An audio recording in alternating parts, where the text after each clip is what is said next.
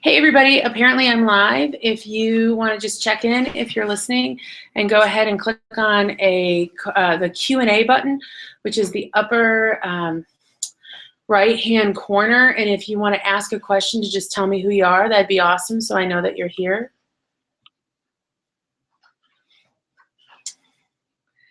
I'm wearing my EdCamp Global sweatshirt, and I'm here today to talk about children's literature and how we can use children's literature to talk about using technology. And I have 0 viewers. Yikes. We'll give it a minute and see if people join me because the clock is officially at 3 o'clock. I got 1 viewer. Go ahead and click in the upper right-hand corner and choose the Q&A button, which is like has a little Q&A on it. And then if you would go ahead and ask a question, and the question being, who are you? If you would just say who you are, and then I'll see that pop up. I have 2 viewers. And just give it a minute or 2 to get people in here. I am Dr. Teresa Cullen from the University of Oklahoma. And this session is about using children's literature to talk about technology. And I want to show you some of my favorite books. I'm going to click over to the chat section. And I'm going to tell you that all my resources are at bit.ly/techstorybooks. All one word, all lowercase. And so you'll see all the books and things that I'll talk about.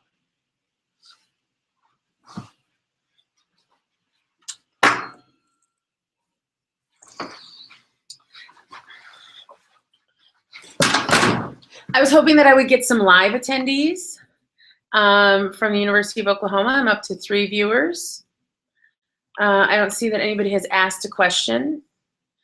You can also tweet to me at Dr. Terry OU, DrTerriou, and I'll open up a Twitter window so that if somebody wants to tweet to me, if for some reason it's not working right, you can do at Dr. Terry.OU.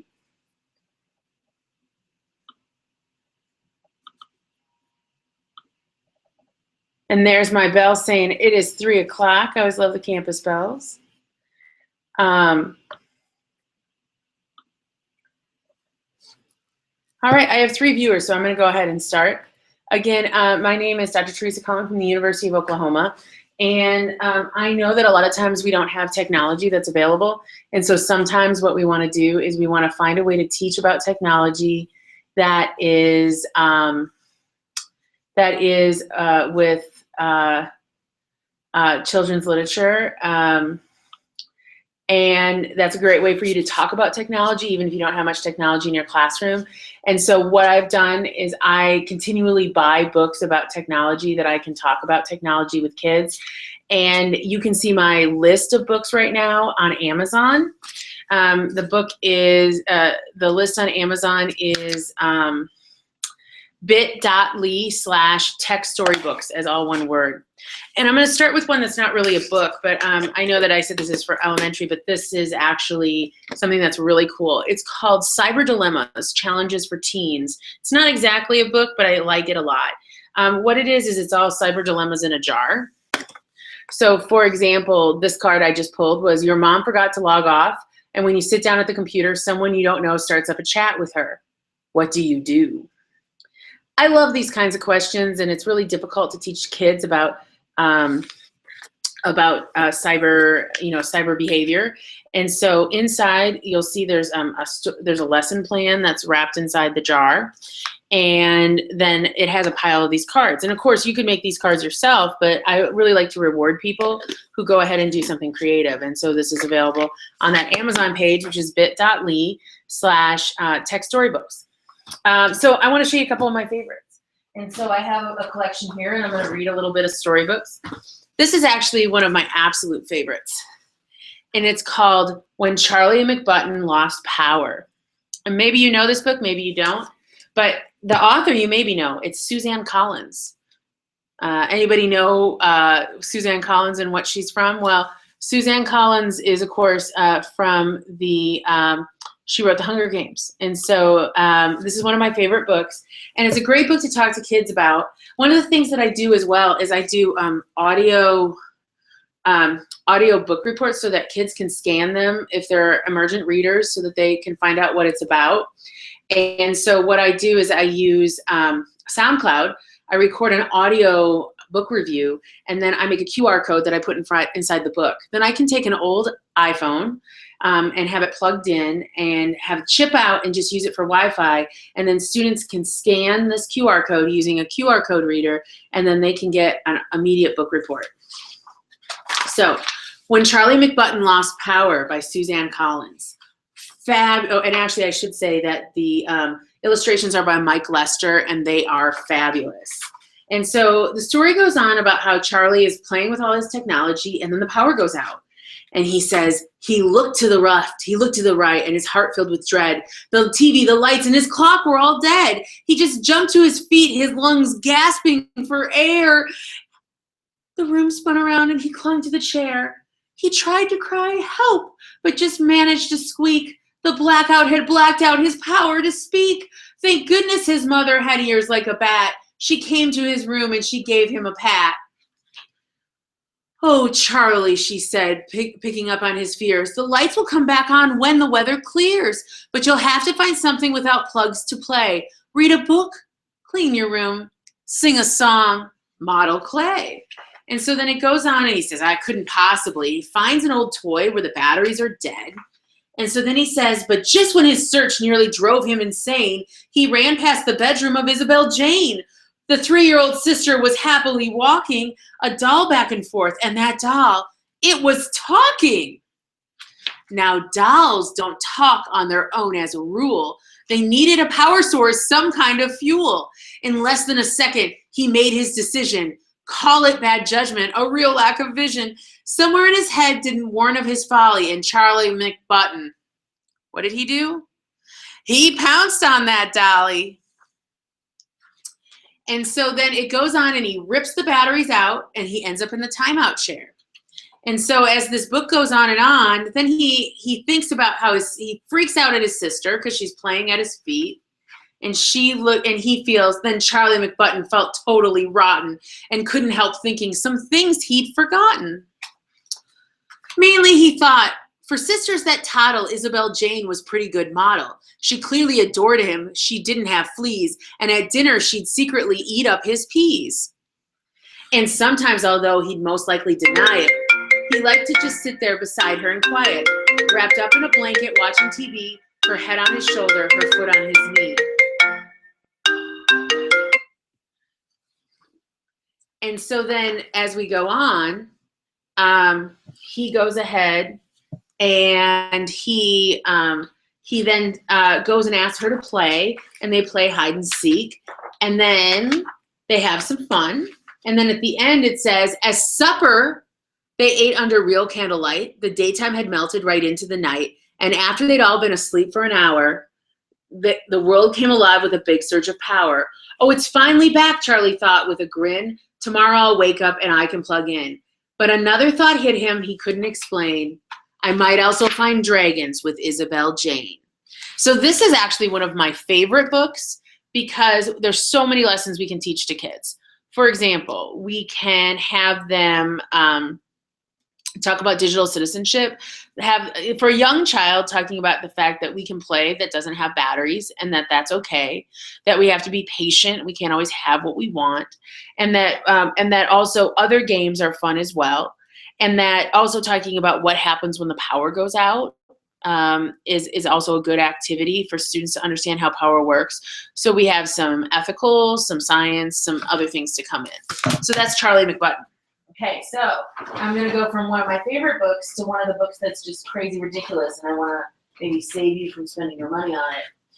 I bought Cyber Safety Simply by D. Smith, and it basically looks like someone printed out a PowerPoint and said, Mother Fish and her baby named Goldie lived deep in the sea. Mother Fish told Goldie that today was a big day.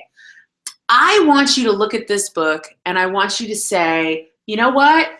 I could write my own book because this book, when I got it in the mail, I originally thought I would send it back to Amazon because it is of such poor quality. The writing is bad, the pictures are bad. They were just done with like an app of some sort with some really bad animations. But I want you to see that it's possible you can make your own book very, very easily. She has a whole series of them, so I would, you don't need to buy any of them because they're in really poor quality. But what I want to encourage you is to just know about this book, and maybe this is one you can avoid. So that was Cyber Safety Simply. Again, my entire list of books is saved at bit.ly. bit.ly/tech storybooks. And so I'm keeping an Amazon list because for me, it's just easier to be able to order from an Amazon list. And so that's a cool way to do it. Okay, so I have more. I have my big bag of books here. Okay, I'm going to share with you another set that I'm not a big fan of, but they're from ISTE. And so everybody knows the ISTE standards, but it's a whole series. It's the Piano and Laylee series. Help a Copycat Become a Creative Cat. Piano and Laylee Go Online. Piano and Laylee and the Cyber Bully. Piano and Laylee Learn About Acceptable Use Policies. And let me tell you, just the title of that makes me know that's a huge page turner there. And Piano and Laylee and the Text Message. ISTE is no longer selling them on their site, but you can still get them on Amazon. And these books are, the age level is not particularly clear, and I was really hoping that when I got them, since they were originally published by ISTE or sold through the ISTE website, I really hoped that they would be tied directly to ISTE standards. And unfortunately, because they're very expensive and the reading level isn't exactly appropriate. I'm going to take a page out of Learn About Acceptable Use Policies just to give you a sample of them so that you get a better idea. And by the way, thank you to Peggy George for letting me know that people can actually hear me. She's telling me that she's reading these, and so I greatly appreciate that. And so that really helps me quite a bit. So thank you so much. So Piano and Laylee Learn About Acceptable Use Policies. And it says, I'll just start from the beginning. And it says, Miss Page walked around the computer lab.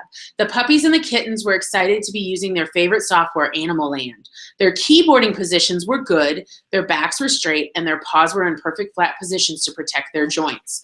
So as you can see, these books do tie in a lot of curricular goals. So if you wanted to use one of these books, you could talk about ergonomic design, proper keyboarding, that sort of thing. But in general, that's not what I'm looking for in these kinds of books. Piano was almost finished with the Prairie Dog Maze. Wait a minute, Miss Page saw the name Laylee on Piano's Animal Land login screen. Piano, I'd like to see you at my desk, please, said Miss Page. Piano, are you logged in as Laylee? Asked Miss Page. Laylee said it would be okay because she's out sick today. She was further along than I was, and I really needed to see the eagle's nesting nook. And so then they go on and explain the issue that they have with logging in under somebody else's name. And so I want to, I just want to tell you about these books. They're a little bit overly academic, and they're not like good page turners. But if you had an opportunity to find them or you got them as used, most of my books I actually choose to buy them as used library editions because they have hardier coverings, and then students aren't afraid to pick them up and read them. The other thing is that I often will put QR codes on the back of things in order to encourage like linking to other sites and that sort of thing. And so the hard library covers are a little better that way. All right, so I'll show you that one. Okay, so I haven't found a lot of bilingual ones. The only one that I found is Chip the Little Computer. And it's also written in Chip el Pequeño Computador. And so this has a pretty high reading level. If we look at this, the twins pointed and clicked Chip's mouse, and he took them on a great adventure. Over his speakers, courageous lions roared and songbirds sang. The children learned many interesting things about animals in the world. It felt so good to have children typing in his keyboard and pointing at his mouse. Chip was very happy. Wow, said Dan, the computer is super cool. Yeah, said Ashley, we have to show this to Mom and Dad. And then the bottom half of the page is written in Spanish. Now, this is the greatest book. you know, it's not super exciting. There's some interesting stories. But when I think about the bilingual children in the classroom, that maybe to have a book that they can pull off that would help them to develop their reading is an excellent way. So if you could find multiple copies of some of these books that have been translated to Spanish, but this is a one-to-one translation. It's made to be a bilingual book. So this would be a great way, if you were talking about technology, that you could have a student who is maybe just learning our language, whose native language is Spanish and not English, would be a way that you could include them in the class. And so the name of this book is Chip the Little Computer, or Chip el Pequeño Computador. Okay? And so we have that book. This book is one of my newest ones, and it's called Hello, Hello by Matthew Cordell. Now this book it could break my heart. Could break my heart. So it starts with hello on an iPhone, okay? To notice how to read this for the computer screen, it's a little different. And then, and so she looks at the TV and she says, oh, it's a rerun. Very few words in this book, so this could be good for an emergent reader. And so then she says, so the book is called Hello, Hello. So the little girl says, hello, Mom, and Mom's on the computer and says, hello, tick-tack, tick-tack. Hello, Dad. Dad's on his phone. Peck, peck, peck, peck, peck. Hello. Hello, Bob. And Bob's her brother, and he's on an iPad. Zap, beep, pow. And so then she goes, and she decides to go outside. And then she goes and she's talking to the trees. Hello. She's talking to the bugs. Hello. And she goes through and then she says, hello, world. And what I love about hello, world is in classic programming, hello, world is like how you start your program. And the thing is that she's so desperate to connect with things outside in the world. And so then she says hello to a horse. And then eventually she starts to connect with things because she's just looking for connection. She rides on her horse. And then eventually, after she meets all these animals, her phone rings. Her phone is ringing and she says hello, and it's her parents freaking out, where is she? So this is a great book to have kids talk about how their parents use technology, how they can connect, how at first they feel that no one's paying attention to them, but in the end, perhaps their mother or father are, and that also they want to connect with nature and connect with animals. And so that is a wonderful way to do it. And at the end, she ends up with the family, and the family's all off their devices, and they're spending time outside with nature. And so this book is called Hello, and it's by Matthew Cordell. Oh, I have another question. So the question is technology something that elementary teachers are expected to teach their students about? That is a great question. Thank you so much for asking the question, Patricia. Yes, they are, but you know, the biggest issue is that a lot of times as a teacher, there's not time or space in the curriculum to talk about how to properly use technology. And so one of the real tricks is that sometimes in order to get that message across, what you need to do is you need to teach it using children's literature. And so like that's a trick we use for science education as well. So like if your curriculum doesn't have enough time to teach science, then pick books that are about science, and then you can do activities and things related to the books. So then you're hitting on the literacy standards, which are tested in most every state. And then you can hit that using the books, but then also talk about technology. If we really think about this, there's two reasons to talk about how people use technology. Part of it is that as educators, we often are educating students to educate parents. And so if we're having problems with kids going to inappropriate websites and things, what we talk about in the classroom can often bleed into home and help parents learn about appropriate use as well.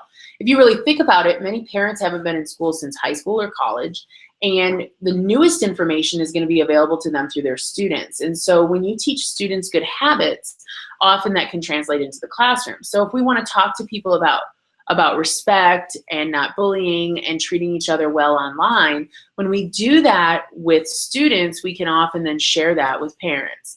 And so that's an awesome way to go ahead and connect. So that was a great question. By the way, keep asking questions. I'm happy to answer them. My list of books again is, I see that my number of people participating is changing. So I'll just say that my list of books is all shared on an Amazon list. You can get to it by bit.ly/techstorybooks as all one word. And I'm going to keep updating it as I find more books. Okay, so I don't know if I have any librarians here, but I have 2 books that are designed specifically for librarians. It's The Pirates of Plagiarism, and I read it on the internet. Both of these books have built-in activities in them. They're very school-like. They're not very much like home books or whatever. But it talks about, like, I heard it on the internet, is this true or not? And then there's kind of tie-in activities about where students can talk about, is their source reliable or not? So I heard that on my internet. It's part of a Mrs. Surapowski story. Both of these, this one is by Tony Buzzio, and this one's by Kathleen Fox and Lisa Downey. Both of these are part of a series that are published by the same publisher. And they're both linked again on bit.ly tech storybooks. And so this one is talking about plagiarism. And so then they have, this is about the children wandered over to the pirates. Excuse me, where's Mrs. Finch? A boy asked. The captain grinned slyly. She's tied up at the moment, so can you help us finish our reports? Asked a girl. The pirates looked blankly at each other. Reports? Asked the captain. Our reports are on sharks. Sharks, well, I, Captain Q, Bumbo 3, once red sold me a hammerhead. The captain lifted his shirt. Got a scar from here to prove it. This looks like a silly tattoo, giggled a girl in the back. Smarty pants, grumbled Bumbo under his breath. And then they go on and they show how they look up stuff online. And then they explain why we should cite things and what does it mean to plagiarize. Now, I'll tell you, this seems like such kind of a cheesy kind of thing to have a storybook about. But I have to tell you, as a college professor, one of my greatest problems is that students come to college not knowing about what plagiarism is and what appropriate online behavior is. And when we charge them with academic integrity charges, what happens often is they really seriously don't know what they did wrong. And it's a horrible, horrible moment because we have to say, hey, you know, like, I'm really sorry, but I'm still going to write you up. And part of the reason is that we're not teaching it beginning at the early grades. And so, you know, having students cite their work, having students say where their sources are, even if it's not following any sort of pattern, just a who, what, where, and when, which is what this book highlights, saying where you got the words from and if it's a direct quote or not, is a great way to just point that out to students. Additionally, I challenge people that when you make posters and things, if you steal a picture off the internet or a meme, I really encourage you to cite where you got the picture. You know, go beyond images.google.com, go to the original source, because students will take that in. They'll notice that you're linking, and that's a really important thing. I have another question. How young is too young to start teaching students about technology and internet safety? Is the question I got. It's a wonderful question, and it is never too young, but you do it appropriately. And so that's part of the idea with the children's storybooks, is that that will help you do things appropriately. Because if you start talking with a storybook and you talk things that you want to talk to kids about at an early age are about respect and feeling good about yourself and being nice.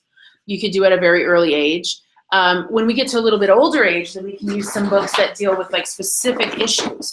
Like, for example, cyberbullying or cyber friends. Let me find my cyber friend book. Gosh, is it such a thing to have too many books?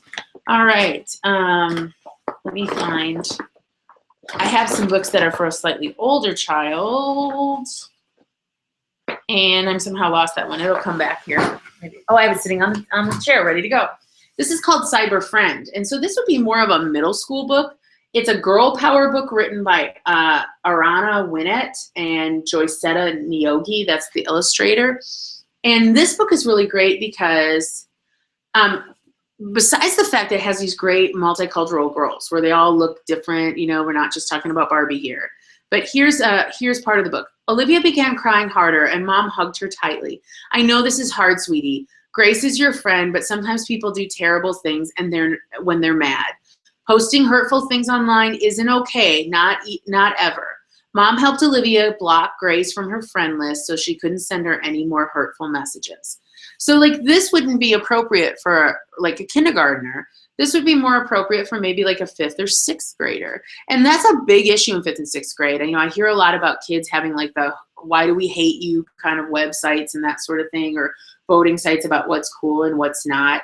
And so this book goes on to talk about how she reported things to her mom and talked to her teachers. This is a really great thing to model. I would use a book like this. This is from a series called Counseling with Heart. And it's like, what does it mean to be a cyber friend? This would be an appropriate book to bring in when maybe you already had a problem, or maybe as a preventative thing, to talk about at the beginning of the school year, where you read this and you talk about maybe having your students set their own rules for how we're going to treat each other online, both inside and outside the classroom. And so this again is Cyber Friend ? By Arana Winnett.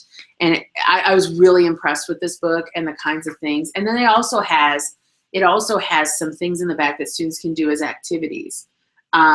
So for example, it breaks down the story. Olivia hurt her feelings by, and the student can fill it out.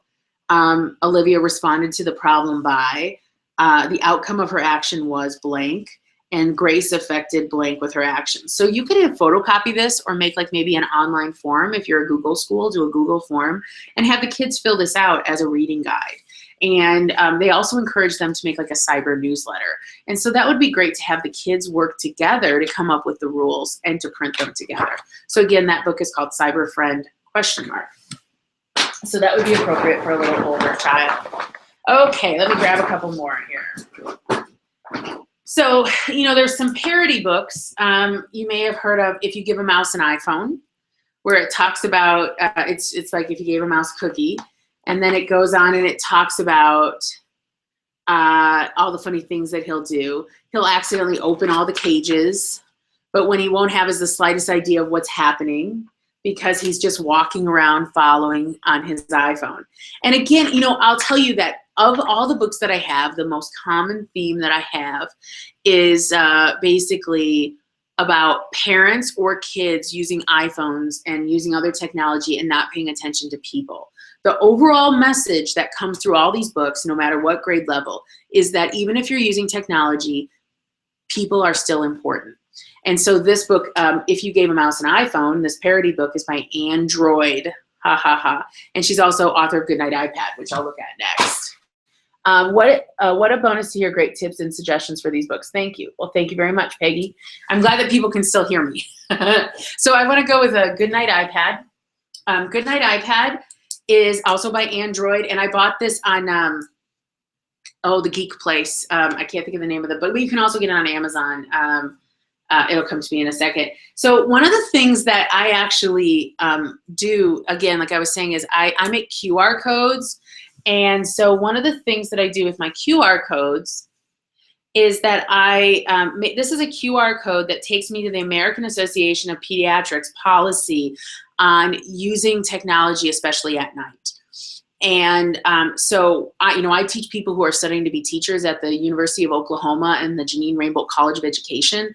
And so when I want to talk about kids and about using technology appropriately, I use these books to explain to my students when it's appropriate to use technology. And this started out as something I did in class. So Goodnight iPad, if you haven't seen it, is really cute. And I also have a QR code inside that is an audio book review for an emergent reader if they wanted to say, do I want to pick up that book? And so this is funny. So this book is, in a bright buzzing room, there was an iPad and a kid playing Doom and a screensaver of a bird launching over the moon. There were 3 little nooks with 10,000 books and a huge LCD Wi-Fi HD TV with Bose 5.1 6 remotes in 3D. And a BlackBerry ringing with Eminem singing, and a new Facebook friend and text with no end. And a viral clip of a cat doing flips, and the bings and the bongs and the beeps of emails and tweets, and a fed up old woman who was trying to sleep. And so then what she does is she says, "Goodnight iPad," and she takes the iPad away from the child. "Goodnight Doom," "Goodnight Bird," and goes through all the toys and all the devices and turns them off so the child can finally go to sleep. And so I think this is really a book for this generation. And I think that this would be a wonderful gift for somebody who had a toddler, or maybe someone who was just having a child who, you know, uses a lot of devices. And it kind of walks through turning everything else in the house. And so, and you could also pair that with the original Goodnight Moon. And the original Goodnight Moon. So this would be a great opportunity because maybe the children know Goodnight Moon and how they say goodnight to everything. And then you could have the specialty book that deals with technology. I mean, I think it's important for children to learn that it's okay to turn off technology. And I think maybe us as adults need to as well. I know that I use my phone as my alarm clock, so my phone sits by my bed. And sometimes at 2 or 3 in the morning, if a student sends me an email, my phone will go off if I forgot to put it on silent, and it interrupts my sleep. So talking to kids about turning off all the devices and how we're gonna calm down, this could be great in an early childhood classroom as a process that we do when we go from, say, center time to nap time. And so what we could do is talk about how we're going to put all of our things away, we're going to turn off our iPads, and then just like our iPad goes to sleep, so will we. I actually really like this book, even though it's a parody of a more famous book. Okay, I have a couple more. I'll find a few more that I have here. I just was going to say, you know, I'm really surprised there's not that many good programming books, but there is an old school book called The Magic School Bus Gets Programs, and it's a book about computer. And this book does some really great stuff where it kind of talks, you know, it's a Magic School Bus book. So I would say probably maybe first, second grade, maybe there are quite a few words here. I'm just looking at it real quick.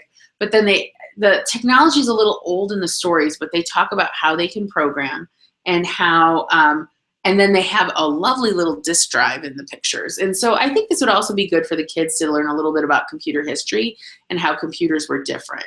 But this is a pretty old book, and the only place I could get it was as a used book. And it has a copyright date of 1999, so a little bit old. Let's see, I have two that are similar, and they have a similar message. They're both by Dan Yacarino, Doug Unplugged on the Farm and Doug Unplugged. And they're both about a little robot boy who becomes unplugged. Same general message as the other books, where they talk about how he goes and he experiences nature and he experiences life without having to use technology. This is a really important message for kids. Some kids just need a break. Some kids also have to learn, you know, I thought this the other day. I was traveling and I had my cell phone and the weather was changing, and all of a sudden I looked up and I didn't realize that the weather had really changed. It was because I was looking down, I wasn't experiencing. So one of the things that I even challenged to myself is on a field trip or something, I take a picture of what I'm looking at so it'll help me remember it, and then I put my phone away. This is a really important message. Life is not about the selfie. And so to get kids to understand it's about experiencing, so take a picture so you can remember you were there. Take one selfie saying, oh, look at me, I'm in front of the Tower of Pisa or something like that. But then after that, then sit and watch people and take it in. We're losing that skill. And that's something for us as teachers that we can model for students. And we can introduce the concept with books like Doug Unplugged. Okay, got a couple more. I have Arthur and his computer disaster. Now, Arthur's computer disaster is a great thing about talking to kids about telling parents. So basically, Arthur, this is an older book as well, but the Arthur computer disaster is basically he goes in and uses his mom's computer and he thinks he breaks it. So then he ends up going to the store and asks if someone could help it. And they say it's like $800. And he's like, oh my gosh, I can't do that. And so then he's all upset and he's running around. He's trying to get people to help him. And then his mom comes home. And it says, that evening, Arthur hardly touched his dinner. Hi, I'm home, called Mom. Mom, how about a game of cards, asked Arthur, and a family bike ride? Don't have time, sweetie. I have tons of work. Mom headed for the computer, and Arthur felt sick. So she goes in there, and Arthur ran after Mom. DW ran after Arthur. Buster ran home. Chicken. Just as Mom's finger was about to hit the on button, Arthur yelled, stop! I was playing Deep Dark Sea and the screen went blank. I'm sorry, I wrecked it. It's all my fault. And Mom says, that happens to me all the time. Did you jiggle the switch? Mom jiggled the switch and the game came on. Why didn't you call me? Asked Mom. Always call me with your problems. I thought you'd be mad, said Arthur. I'm not mad, said Mom. I'm just disappointed.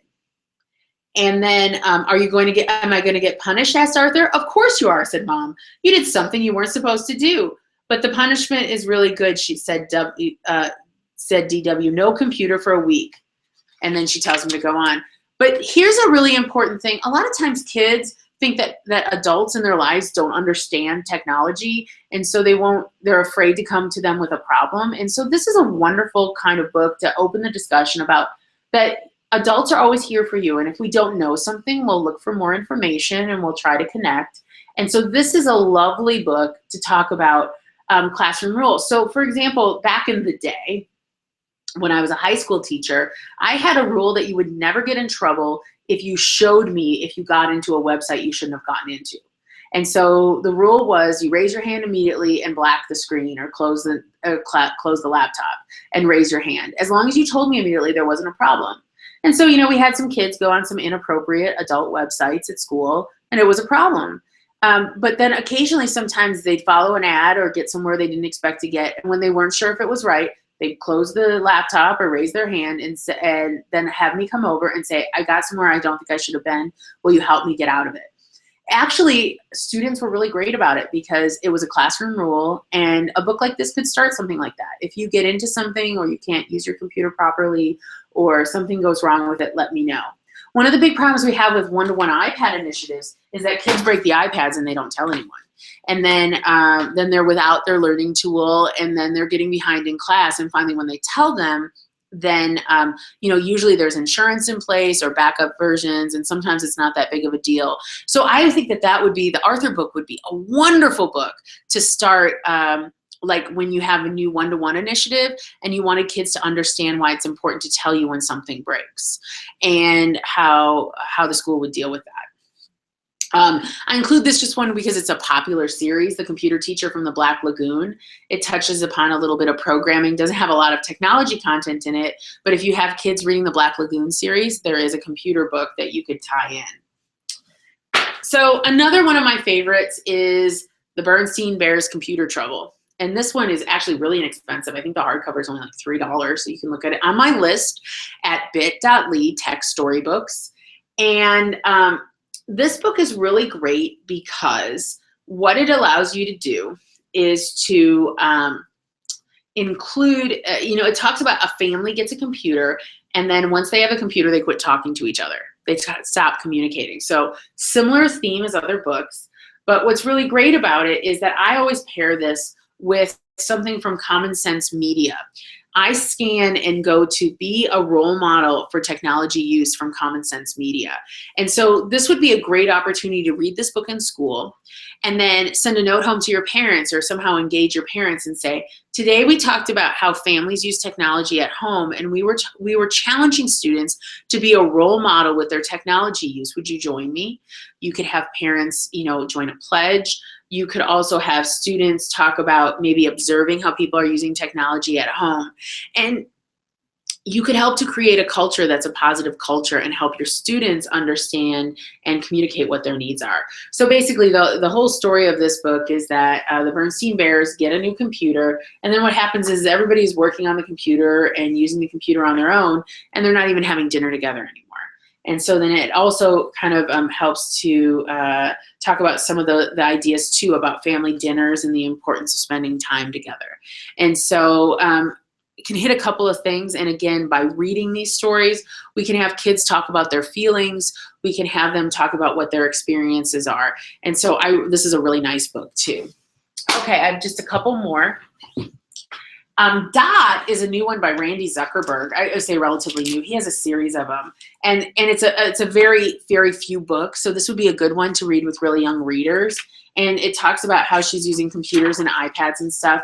She knows how to surf. She knows how to swipe. She knows how to share and how to search.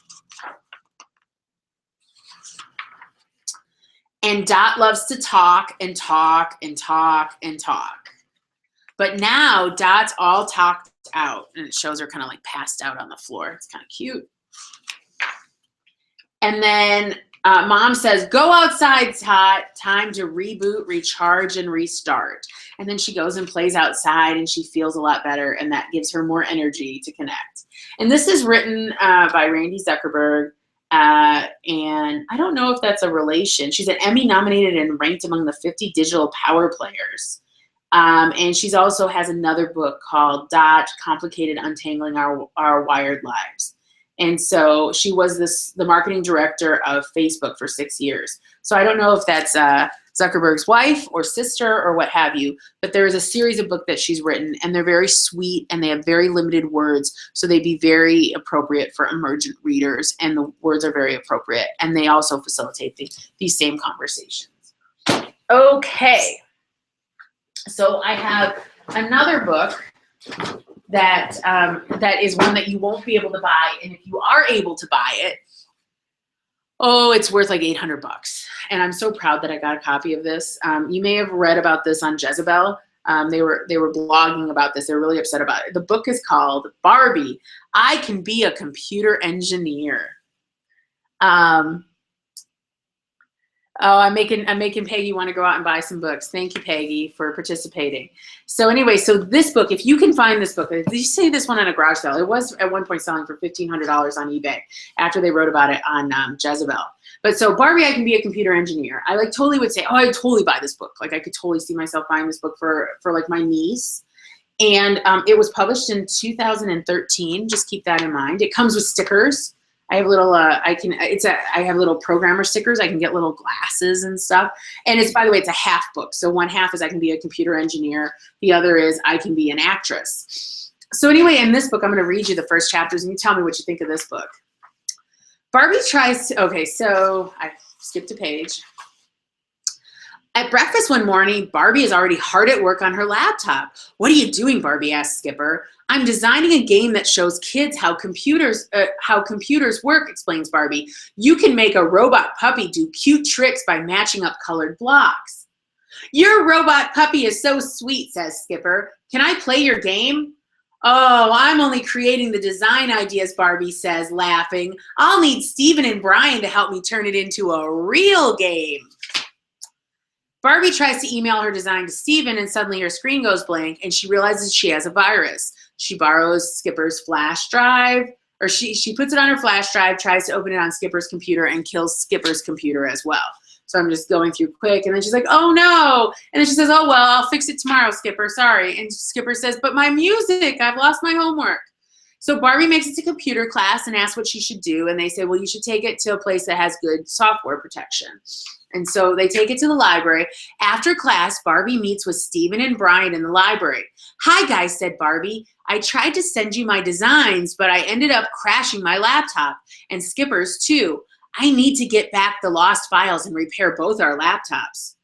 It'll go faster if Brian and I do it, says Steven. Great, says Barbie. Steven, can you hook up Skipper's hard drive? And then he goes, sure, I fixed them both. High five. So it's a good thing that Barbie had two strong men to fix her computer. She waits till the next morning to tell Skipper it's fixed, and Skipper hugs her and says, Barbie, you're the best. So the next day in class at school, Skipper presents her assignment to the class. Hi, everyone, she says. The person I admire most is Barbie, a great sister and a great computer engineer. Everyone is impressed by Skipper's presentation. At computer class, Barbie presents her game she designed. Mrs. Smith is so impressed that she gives Barbie extra credit. Barbie's terrific computer skills have saved the day for both sisters. I guess I can be a computer engineer, Barbie says happily. The end. After this book hit like the blogosphere and people started writing about it, Mattel tried to recall them. And I actually ordered like 6 of them and only got 1 copy. But if you see a copy of this, this is a really great thing to just read to like a secondary group of girls and have them talk about what they're hearing. To have them say, hey, wait a minute, this isn't right. I totally would see that I could buy this for somebody thinking, oh great, a Barbie book about being a computer engineer, and then be really upset at the fact that it's actually saying that Barbie couldn't program it herself. Instead, she needs a boy to help her. And so this book is a dangerous book. So the important lesson that I have to include this book in my list is that you have to be careful about what books are out there. They all need to be previewed. As I'm reading more and more books and I'm writing reviews of them, I'm finding that one of the most important things that you need to do is just be careful and to look at them. And also, there's a huge gap. So what I'm going to do right now is just, for the teachers that are watching, and then I'm hoping that maybe there'll be some questions. I'm going to do a quick screen share. And I'm going to grab another window here real quick. I believe I'm going to grab the right window. Right, and so I'm gonna go and I'm gonna switch over to this window, and hopefully this did what I wanted it to do. Yeah, there we go. I just want to point you out to the ISTE standards for students. This is you can go to cnets.iste.org and it'll take you to standards. That's its old link. But what so since I am showing. Let me see, I'm screen sharing, present to everyone. Of course, that's what I want to do. All right, and so if I go back to the ISTE standards, I just want to talk about the books in general related to the ISTE standards. So if we go to the ISTE standards for students, I'll tell you that the majority of them are really dealing with mainly digital citizenship. How do we appropriately use technology? Not many of them deal with how technology works, but there's some great opportunity there. Additionally, there's very few that talk about creativity and innovation. So there's not many books where it talks about a kid has a problem and then they use technology in order to solve that problem, and a lot about communication. So when we look about these things, one of the things that you're going to find is in my research on children's storybooks about technology, there's a huge gap, and not all the ISTE standards can be talked about. Maybe the research and information fluency, the library ones that talk about plagiarisms would fit under that. Critical thinking and problem solving and decision making, a little bit about our choice about using technology, but overall, the books tend to go digital citizenship, maybe a little bit of critical thinking, and about how people communicate. And so what a great opportunity it would be is if after you learn about these storybooks, then what you went ahead and did is that you created an opportunity for your students to create their own books. And there's lots of opportunities there. Book Creator app, which is $5. If you buy it on BPP, it's $2.50, which is a volume purchase program. If you guys have iPads, where you can have students create their own book. And some of my student books about plagiarism that my students have created have been wonderful, that talk about how do we feel when someone takes credit for our work and how upsetting that is. And it's a great way for you to use a creative activity in order to incorporate these different ISTE standards. Additionally, all of these books, there's lots of areas for growth. And so you could do a multi-touch book, or you could even just do an EPUB. If you do an EPUB, and an EPUB you can do with an app like Pages or a program like Pages, and just save as an EPUB. You can embed videos, you can embed pictures, and then it could be read on a Chromebook.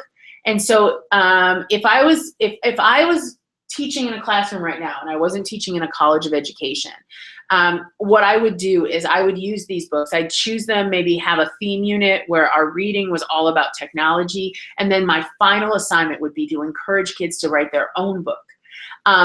And if you go and look for Book Creator, there's a lot of great Book Creator books where teachers are having their kids make their own books, and then they're sharing them using things like Padlet online.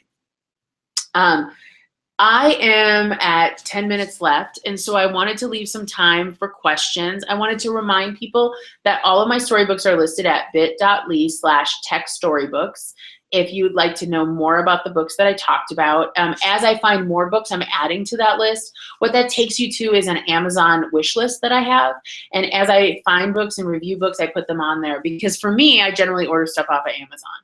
And so that way then I have it in a real handy place. And if you wanted to order copies of the books, you could do so as well. If you wanted to click in the upper right-hand corner, there's a Q&A box. A few people have been asking questions. Would anybody else like to ask a question? Or is there any books that you want more information about?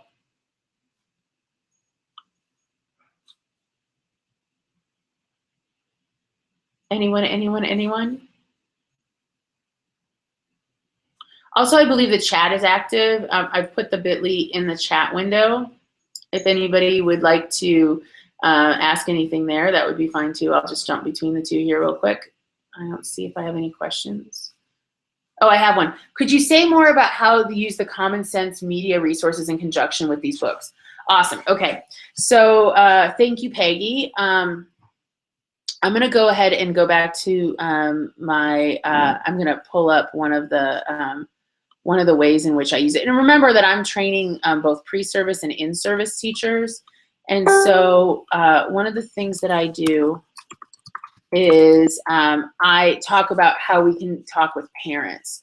And so I'm going to just find the one that I want, Common Sense Media Role Model.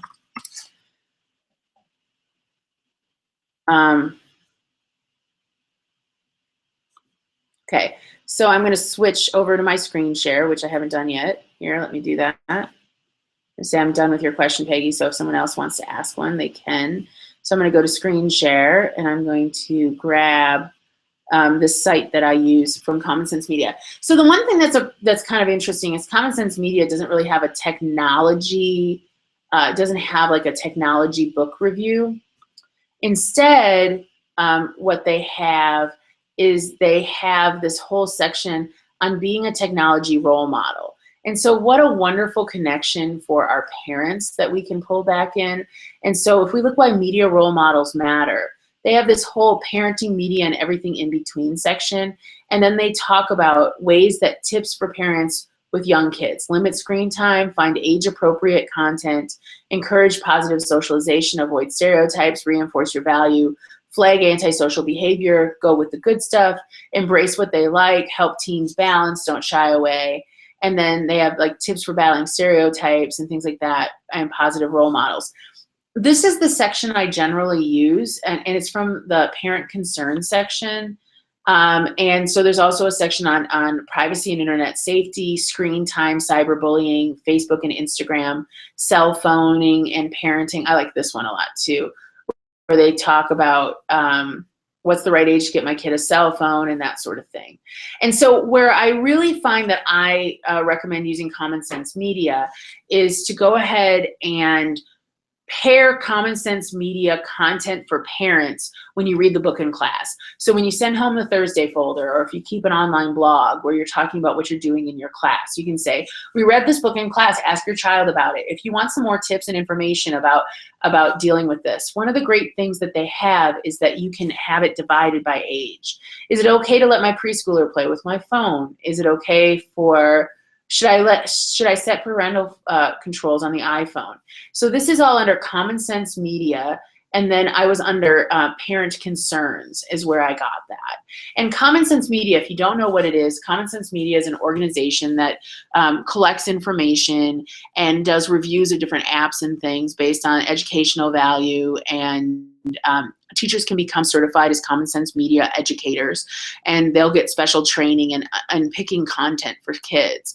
But overall, I find that the website's a great place to do that extra step and that parental communication, where you can go ahead and you can say, hey, this is how you can connect with the kids. I'm going to stop sharing that, and I'm going to look. I have 2 questions. Oh, good. Somebody, so she included that. If you just go to Common Sense Media and then click on Parent Concerns, you can get to that.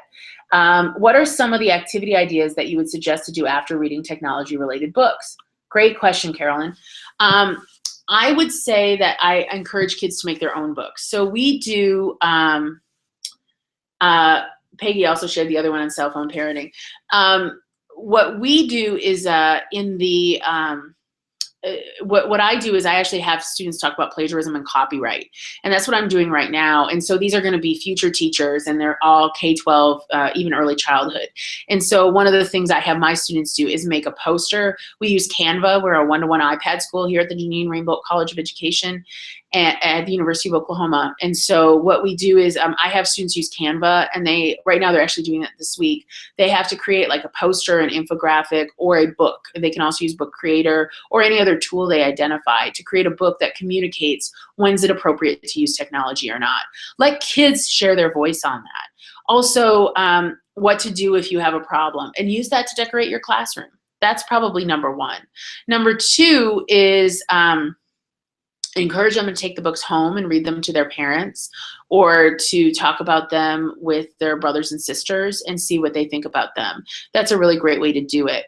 Additionally, if you're going to deal with the issues of cyberbullying and things like stalking online and that sort of thing, I'd really encourage you to give students an opportunity to talk about their feelings. I've been really impressed with some of the things that's being done with the Angela Mayer's You Matter movement that's being done in a lot of schools, where schools are able to talk about how they can tell kids that they matter, and sending positive messages, not just about technology, but in general about life. And so that would be the other thing, is that reading some of these books would be really great paired with the kinds of activities that You Matter does, which is like, putting things on the board, like a big, butcher paper where students can write about things that they like about each other and about their school and why it's a positive environment, or that sort of thing. So that'd be a great way to do it. I really think, though, where I would get most excited is to have kids create their own commercials. Years and years and years ago, when I was working for Upward Bound, I had kids, I taught a class on drugs in your brain, and each week we did a different drug and how it affected your brain. It was a pretty cool class. And then at the end, students made commercials about why you shouldn't do drugs. And it was really funny to me because I was trying to get them to do science content. And what ended up happening is that their message was very teen friendly. And we had one kid who just like sat around and did like, dude, I'm bored, I'm hungry, I'm not doing anything. And that was their whole commercial.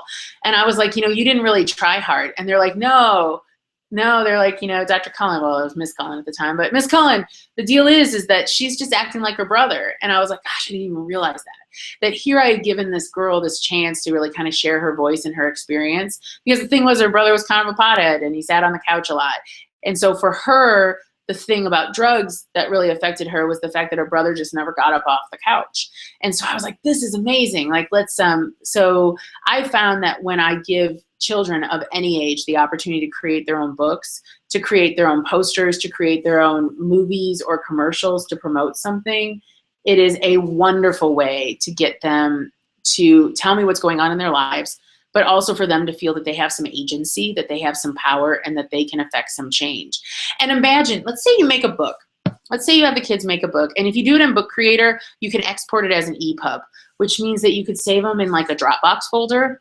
And let's say that you have like an old iPad or even an old phone, or an Android tablet that you got at Walmart Crazy Days for 30 bucks. Wouldn't it be really cool to link that tablet or that phone or whatever to that folder? And so in order to encapsulate all those student projects, that you would have an iPad, or like I said, like the $30 tablet that you get at Walmart, and you had it on your bookshelf. And then when it came time for kids to choose books, they could choose that tablet and read books that were written by their peers or written in previous years. It'd be a wonderful way for you to add to your library at low cost, but also for kids to be able to feel heard and to be included. And then their work becomes part of the library.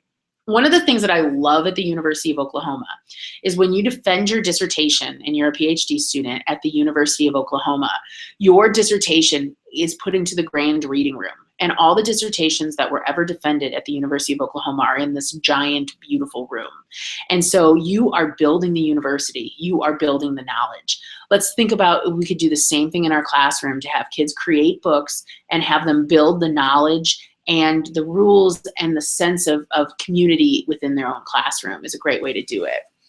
Okay, new question. Would you recommend having a parent night where parents are invited with the child and you read some of the books you talked about? Awesome idea. As a future teacher, I want to hear your thoughts because I don't want to feel like I'm stepping on parents' toes. I could see that. I assume she's going to finish. I could see that being a problem. Hey, this is a person from my class.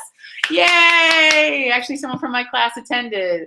Oh, that's better than taking a selfie, Getsy. So anyway, what I was going to say is, I would, you don't want to be too preachy, but you could have one of these books in there, and you could have kids think about what they wanted. So you could have a reading night where you could have this be one of the books or two of the books, or you could have a theme. You could have a section on technology. You could have a section on literature. You could have a section on social studies, a section on science, and let the kids do it in kind of a round robin way where they're going to different things. It's all about choices, and the whole thing is can I just tell you that in most of my dealings with parents, even as a university professor, a lot of my students that have kids will say to me, I just don't know what to do, or how do I talk to my kids about this? And they are really open to that. So it's about having an open heart and saying, wow, sometimes I just don't know how to talk to my kids about when I use my phone and when I don't. And so this is a great opportunity for you to go ahead and share that with your kids, and share it with their parents. And what I would do, honestly, go old school, I would print off some of the sheets, the information sheets from commonsensemedia.org, from the parental concerns, and whatever sheet goes with the book, if they sit and listen to that book, then share that sheet with the parents. I'm so glad you were interested in this topic. Then let me give you some more information. Well, it looks like my time is up. I really appreciate, I know I've had a couple of my students here. I hope they weren't all my students. But again, I'm at the University of Oklahoma. My Twitter handle is at Dr. Terry OU, so DrTerriOU, if you want to follow me on Twitter. Additionally, I have another presentation at 1 a.m., which is apps that are worth paying for. And I'm doing that presentation at 1 a.m. because I love that the EdCamp Global Classroom is a global endeavor. And the only way that we're going to continue it to be a global endeavor is that we need to have presentations at a time that people in other countries can enjoy. So if you're a night owl or an insomniac, you can join me at 1 a.m. on my presentation that are 5 apps that are worth buying or cost less than a latte. So I hope that you'll join me, and I appreciate you joining, and I hope you have a wonderful day. Thank you so much. Oh, and the books are all linked at bit.ly/tech storybooks. Thank you so much. Bye.